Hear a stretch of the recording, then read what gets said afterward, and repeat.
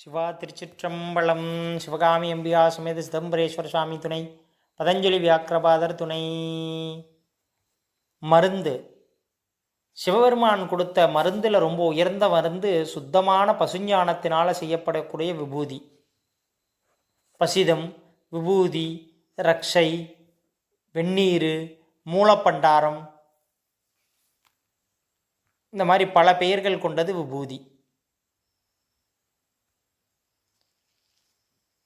அந்த விபூதி 16 அங்கங்களில் தண்ணீரில் குழைச்சி பூசுவதனால என்ன ஆகுன்னா, வாதத்தினால் வரக்கூடிய 81 வியாதிகள், பித்தத்தினால் வரக்கூடிய 64 வியாதிகள், கபத்தினால் வரக்கூடிய 215 வியாதிகள், 215, 81, 64, மொத்தம் 360 வியாதிகள் வரும். ஆயுர்வேதத்தில் தன்வந்திரி மகரிஷி சொல்கிறாரு, இந்த வாதத்தினால, பித்தத்தினால, கபத்தினால 360 வியாதிகள் வருவான். எதுக்குன்னா வருஷத்துக்கு ஒரு வருஷத்தில் நாளுக்கு ஒரு வியாதின்னு சொல்லி 365 நாள் 360 வியாதிகள் வருமாம்மா.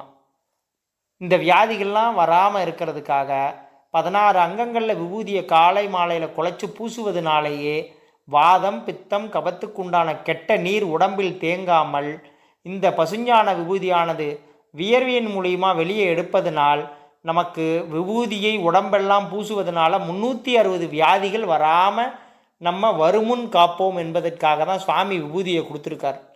அதனால் சுத்தமான ஆலயங்களில் எல்லா இடத்துலையும் இப்போ போலியான விபூதியை தான் பயன்படுத்துகிறாங்க. அதனால் முடிந்தளவு மக்கள் சுத்தமான விபூதியை வீட்டில் நிறையா வாங்கி வைத்து அதையவே பயன்படுத்துவது உடலுக்கு நல்லது. கெடுதலான இந்த பேப்பரை எரித்து கண்ட விபூதிகளை பயன்படுத்துவது உடலுக்கு நோயை கொடுக்கும். அதனால் கெட்ட விபூதிகளையெல்லாம் ஒதுக்கிவிட்டு, கெடுதல் தரக்கூடிய விபூதிகளை ஒதுக்கிவிட்டு சுத்தமான விபூதிகளை அணிந்து நோயில்லாமல் வாழ வேண்டும். சிவா திருச்சிற்றம்பலம். திருச்சிற்றம்பலம்.